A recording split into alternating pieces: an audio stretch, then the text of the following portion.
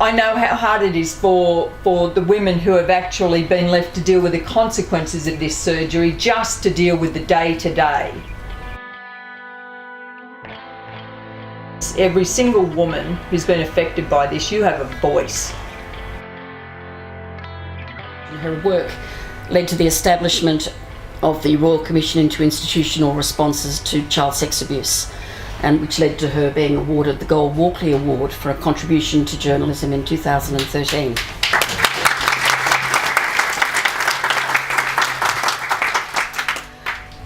Joanne has now turned her attention to helping the thousands of women whose lives have been turned upside down by their experience with pelvic mesh. And you can access all of Joanne's articles by going onto the Herald site.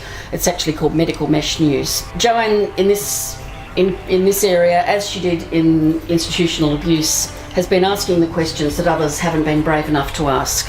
And Joanne's going to talk tonight about how she came to write about mesh and what she would like to see change. Please welcome Joanne.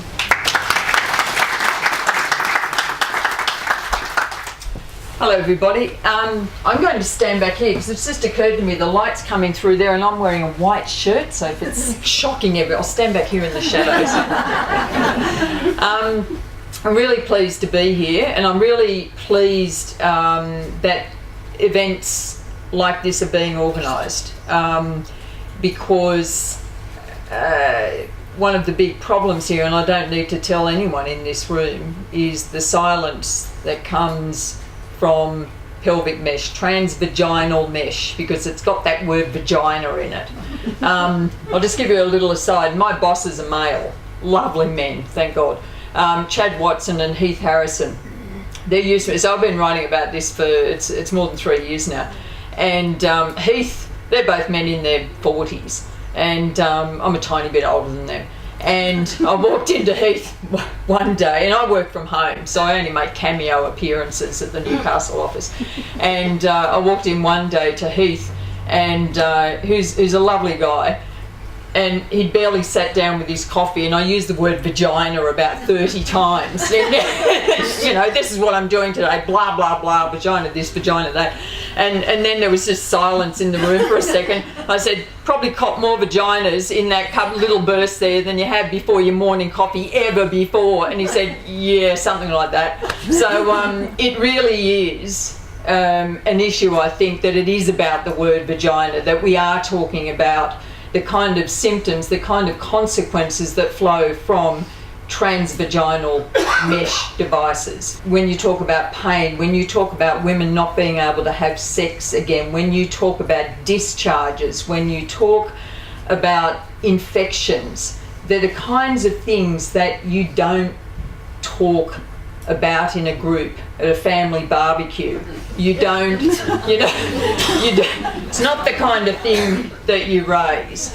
And so women have been silenced. Women have been isolated because they're the kinds of things that we don't talk about. Who talks about discharges apart from women to other women and women to doctors? And that is the reason why I started writing about this, because from where I'm sitting, so I started writing about child sexual abuse within churches in 2006, June 2006, and the issue was about the betrayal of trust.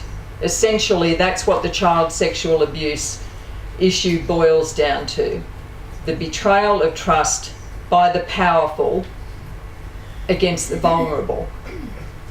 The issue of pelvic mesh, transvaginal mesh, that I started writing about, it's more than 3 years ago, is about exactly that same thing. It is about the betrayal of trust of women when they've walked in the door to see a doctor, when they've said, I have stress incontinence, I have prolapse, really basic, normal things that a big percentage of women experience. And when they've sought help for what really are basic, straightforward things, a lot of women have had their trust betrayed. When you have mesh devices that have been cleared for use in Australia based on the kind of rubbish evidence that I've seen. I know what kind of so-called research has been relied on to clear a lot of these devices in Australia. And it's not me saying that the evidence was poor or non-existent. That's the actual reports that have subsequently been done. Poor evidence. There's a matter in court next week in Adelaide, which is why I'm going to Adelaide. One of the devices developed here in Australia that is challenging the cancellation of its device because there was poor to no evidence. So there's the betrayal of trust of women who thought that when they walk through the door, when a device is cleared for use in Australia, that it's safe and it's going to do the job it's supposed to do. And where if there's any complications, it's super low and it's the kind of thing that can be dealt with. That is not the case with a lot of these devices. And as I said, I don't need to tell people in this audience that. There's also the betrayal of trust of women by a percentage of doctors that use these devices that did not. Doctors are supposed to be men and women of science. I can guarantee you there's a hell of a lot of doctors out there who did not do basic research about to say, what are we relying on to say these things work? Now, it is correct that there were the original devices in terms of use in Australia were incontinence devices. There is some evidence, in fact there's certainly more than some evidence. There's randomised controlled trials to say these stress incontinence devices are effective in a bigger percentage of women. That's true. You'll also hear doctors, and I say they try and minimise the impacts of the rest of the devices by saying, look, there's been, 150,000 women have received these devices and the number of women or the percentage of women that have had problems has been relatively low. Every time you hear anyone say that, they are trying to minimise the problem because they know there's the incontinence devices, those, and not all of them, but those that do have, or at least there was the randomised controlled trials to demonstrate that they could be safely used and effectively used. Then there was the other group, which is basically the manufacturers putting these devices out there for prolapse. So the first of those devices were on the Australian market, say, end of 2004, 2005. There was no evidence for those of safety and efficacy. It took until, late last year, early this year, for RANZCOG, which is the Royal Australian New Zealand College of Obstetricians and Gynecologists, to finally come out, so more than a decade later, to say that these mesh devices shouldn't be used as first-line treatment for prolapse. They only did that because women spoke, and because women complained, and because women took legal action, and because women spoke to the media. So I'm here tonight basically to say those women who have experienced severe, permanent, and disabling complications because of these devices, I am not going to be able to fix that. No one can. That is what is so diabolical about this. And there are thousands of women in that situation. And there are many more who've had to experience the kinds of complications that doctors would put down to, their minor complications. I wonder if they'd call them minor if it was, say, in their penises. So, and that's no disrespect to the men in the room, because the men in the room, I would suggest, are the husbands of the wives who've had to go to these doctors with their wives, who are shocked and horrified at what this mesh device issue represents, which is a breakdown of our health system, a breakdown of that trust relationship. Because in too many cases, women have walked in, and we have this issue of informed consent. So, and doctors will talk about informed consent a lot. So basically that is where it's our responsibility as patients to have informed consent. Now, I'm a middle-aged woman. I've had 3 sons. I've been to enough obstetricians and gynecologists over the years to know that as a breed, let's just say a percentage of them are the kind of people where if you challenge them and question them about, okay, so what's your record say on these devices? You know, which one do you use? And why do you prefer that device? And what science are you relying on? And in terms of the hospital that you use, what's its statistics? In fact, what's your statistics? Have you ever had a complaint against you? Have you ever had settled complaints against you? Have you ever had conditions placed over your work? Now, I'm looking across at the room. How do you think the average obstetrician gynecologist will deal with a patient like me questioning them like that? Thank you. That's informed consent. And I can guarantee you not one woman has dared to ask those kinds of questions to an obstetrician gynecologist. And why not? Because you're going to be going under anaesthetic and that bloke's going to be up your vagina. So your life is in, and I say bloke because the majority of them are, your life is in their hands.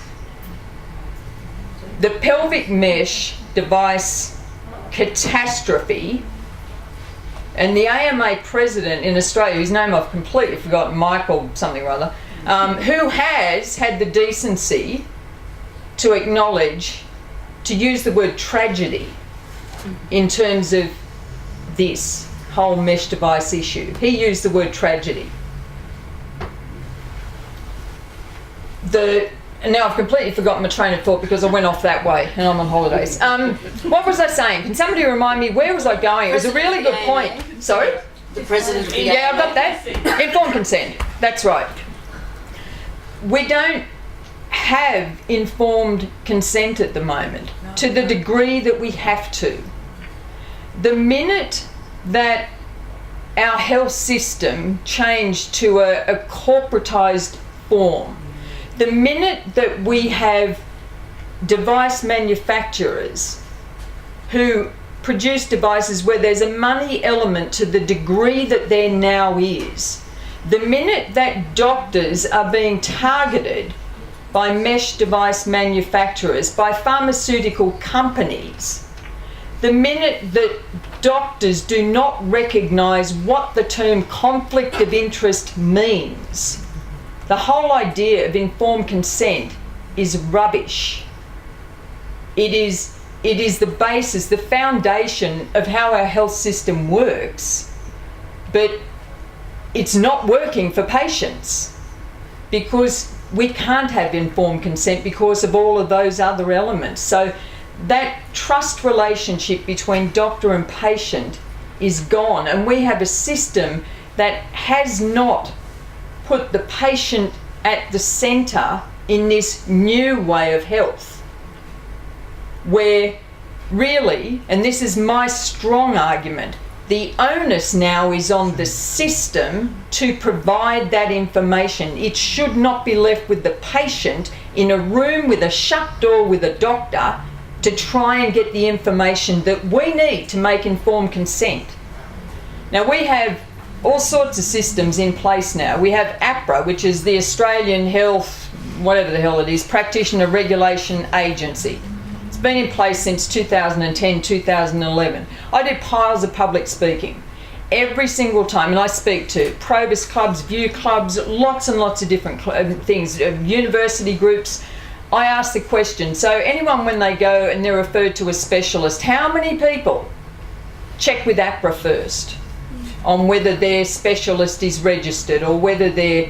And the answer, the only people who've ever put up their hands are those who've either been nurses or where there's been some reason for them to know that it's in place. And I can tell you now, I very strongly have the view APRA is nothing more than a glorified list of doctors' names. It tells you stuff all. And that's a technical term that I use. It tells you that a doctor's registered. It tells you where they went to university. It gives you a little bit more information than that, and that's it. You will not find out if that doctor has a diabolical history. You will not find out if that doctor was suspended in another country. You will not find out if that doctor has a pile of litigation matters that are outstanding. You won't find out anything that's of value to you in terms of getting informed consent. But that's the system we rely on. If you check with RANZCOG, as I have, so how does a patient get informed consent? How does a patient inform themselves about the doctor that they're going to see? The answer you'll get back from RANZCOG, as I have in writing, APRA. How is the patient going to find out about if the doctor has ever had conditions placed over them? And then I can't remember what the answers were. It was so ridiculous, it's not even stayed in my head. So what I'm saying to you here and now is I can't fix what's happened to women. I have cried with women because as a middle-aged woman, having to speak to some of the women that I've had to speak to, not that I've had to speak to, that I have spoken to,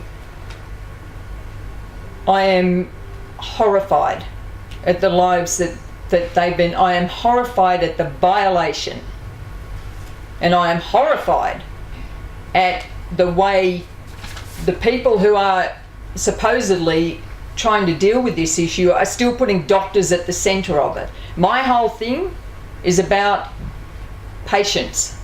In the same way that with the child sexual abuse matter, it was about the survivors, the victims, putting them at the centre, which is the point of view that we have at the moment in the health system is an historic point of view, the traditional point of view, the traditional culture, which is doctors first.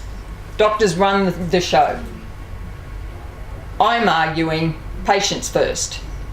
We're going to have to change the worldview a little bit because now it's basically patients up against corporatised health and a bureaucracy that is as blinkered about it as the health, as doctors, as the colleges, the whole lot of them. So what I can offer you though is some advice in terms of power. What we're talking about is powerful people in the same way that priests were powerful within their parishes, bishops were powerful, churches are powerful. But when they do grievous wrong, the one thing that they have on their side is silence. So the media, and this is my role and the role of other journalists, is to break that silence and reclaim some of the power to stop these things happening further. Now we are seeing the Senate inquiry is a case in point. Now that Senate inquiry was called, thank heavens for Darren Hinch, and I think part of the reason why he was the one who drove it was because he's been a patient who's been on the receiving end of feeling vulnerable, as in my life is in that doctor's hands. So why is he the one who pushed the Senate inquiry? Because he's had the point of view of the patient. The Senate inquiry was called because a few women demanded it. They said this is just wrong. And it's pretty obvious that the doctors and the health system and the whatever, they're not going to be able to fix this on their own because they're not even seeing what the problem is. So my job is to keep putting the point of view of the women. And I can tell you, I have spent a hell of a lot more time behind the scenes on this one, talking to regulators, talking to some of the bodies that are tasked with doing the work here. Speaking, I've met with a health advocate, a fantastic man from Victoria. We met at Sydney Airport for most of one day, where I bought a pile of stuff for him so that he could see. I've met with other, and I won't name them, but basically saying, you guys are all captured by the industry that you're in. I I know how hard it is for the women who have actually been left to deal with the consequences of this surgery, just to deal with the day-to-day. So my job is to be basically the cow in the room, and I'm really good at being a cow in the room. I know I come across as a gentle, sweet person. Wrong. I can be a complete cow, and I'm happy. I like cows. I can be the cow in the room to basically go, no, you're minimising. You're excusing appalling behaviour on the parts of doctors and powerful groups, and that's not on. All right, I have a time thing. Someone's saying time's up. There you go.